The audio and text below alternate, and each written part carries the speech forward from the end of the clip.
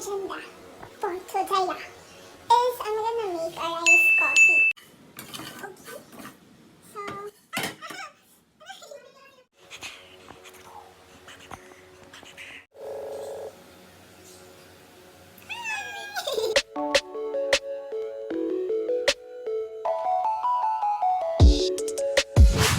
welcome to SweetChili Vlogs.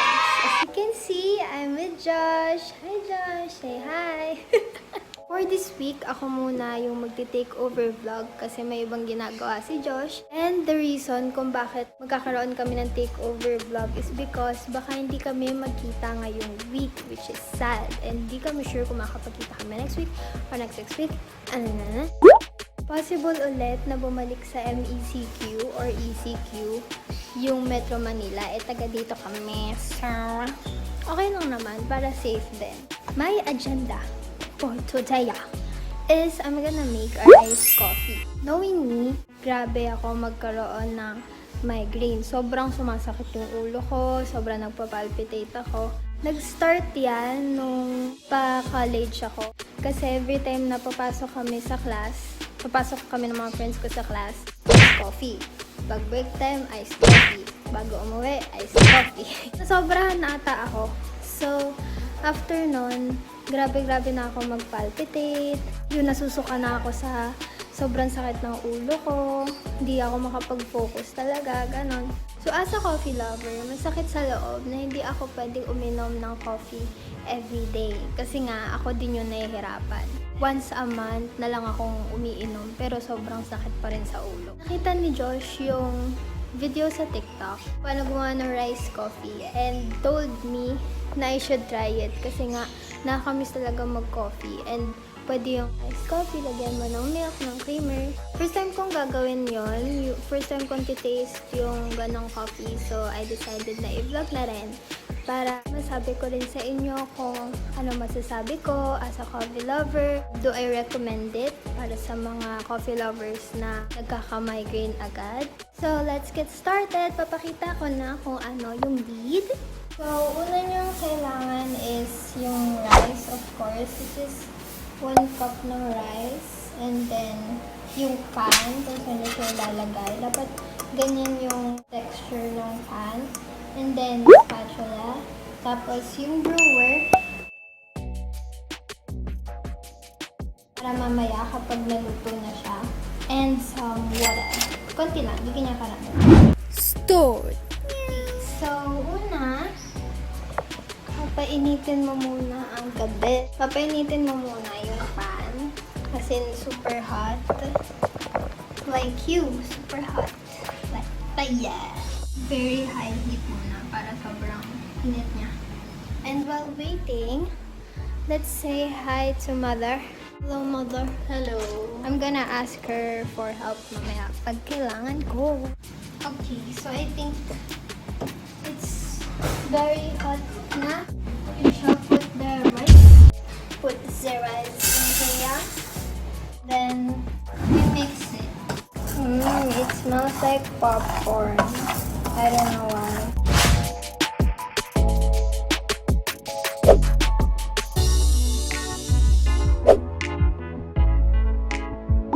Some of them are turning brown already. Not helping. You should continue mixing it kasi para even yung pagka-turn niya into brown. Bruha, sunod mo yun. Yan. So, sunod ko na.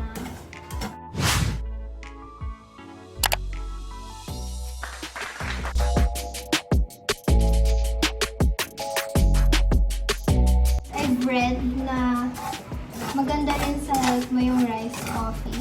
Marami din siyang health benefits. I'll probably just put it there kasi hindi ko kabisado. Pero yun nga lang, wala siyang caffeine. Pero other than that, if you need an alternative sa coffee, I guess you should try this.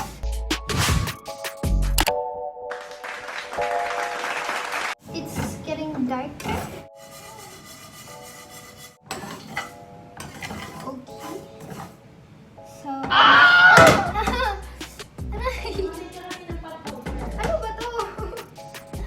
Oh,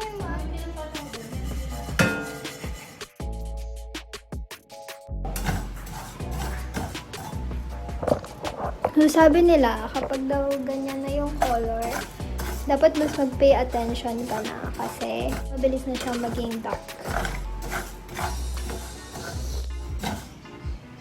Grabe talaga, napasok talaga ako. Hindi niya kita yung pain, but even kasi nag-ano yung skin niya. No, you can't see.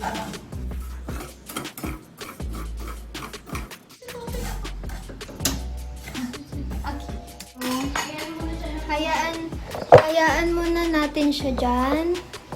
Chill ka lang. So, yun nga. Commercial muna tayo. Sobrang napaso talaga yung daliri ko. Hindi ko alam kung hindi siya kita eh. Pero grabe, ang sakit talaga niya. So, sabi ni Mama, lagyan ko daw ng toothpaste. I don't know if it works, but sabi ni Mama, so, we're gonna try. Parang hindi na siya man. Hindi ko Apa. Yan. Kanel. Oh, it does work. So, let's check if nakapag-cool down na siya. Yun yung nasa picture. So, umaasa ako na ganyan talaga yan. I-transfer ko na siya sa lalagyan para ma-brew na natin.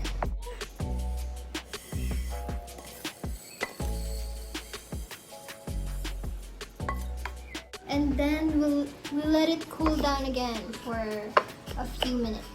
So while waiting for it to cool down, tatawagan natin si Oswang. Hi! Mag-greet ka sa kanila. Welcome back to SweetChili Vlog. Yan, nandyan mo na siya. Virtual ka muna. Yun ni Mama, hi! Enjoy. Tapos na ako, tinan mo.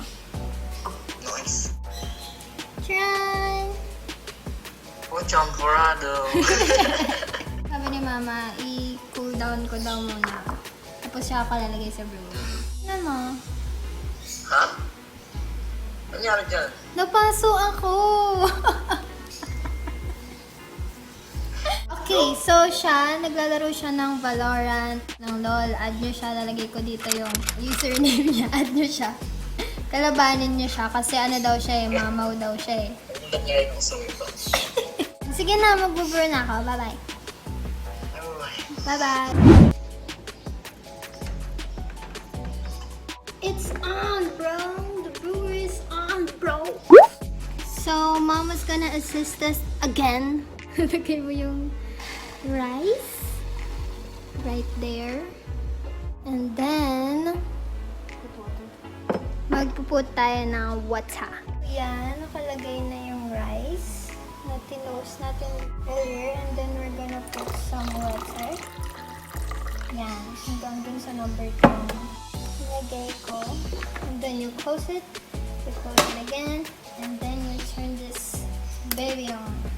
If wala kayong brewer, pwede nyo siyang lagay dun sa takoret. Tapos, kapag magsistart na siya mag-boil, lagyan nyo na nung rice.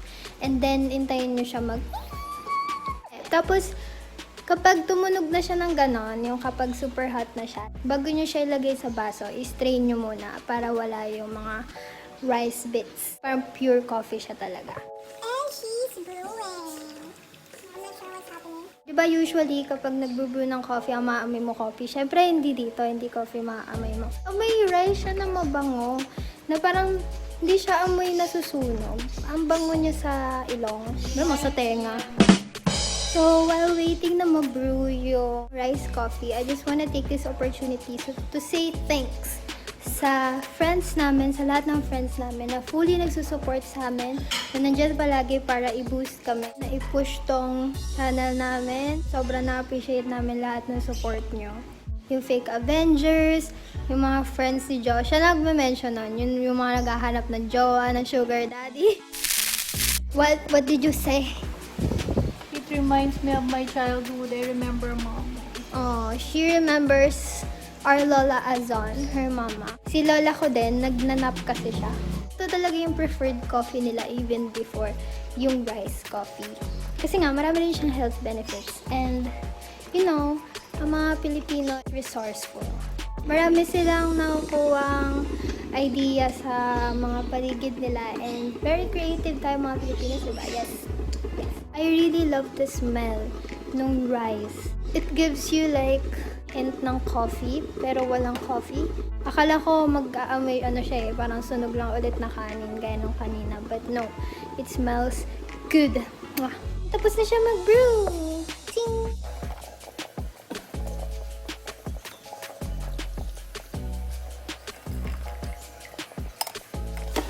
Yan! Yay!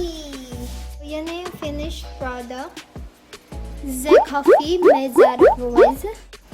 Ang bango niya. Amayin mo muna, mamaya. OMG! Smell mo. Mukha lang siyang onte dahil dun sa mug ko, but no, it's not. Marami na yan. We're gonna give it a taste now. It's very hot pa. Shout out sa mga nakasalamin dyan.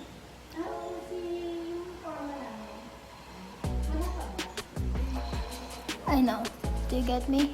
Do you get me? Diba? Hindi yung maintindihan minsan yung buhay eh.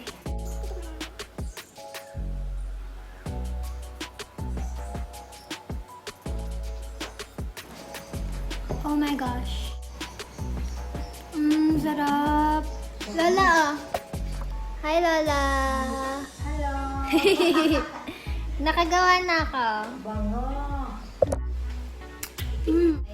Masarap! Bango!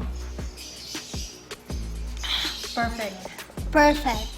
Grabe. Grabe. Wait lang. Ang sarap niya. Kung gusto niyo na sobrang tapang na lasa, i-toast nyo pa yung rice. Leave nyo pa dun sa heat ng mas longer. Pero ito guys, grabe talaga. Ang sarap niya. Mind blown. So, try ko siya lagyan ng creamer ngayon. Sugar and ng creamer. Titignan natin kung anong lasa niya. Creamer in. Sugar in. Pag nilagyan mo siya ng creamer din na ng sugar, ganun din yung itsura niya. Parang actual coffee din. Ang bango!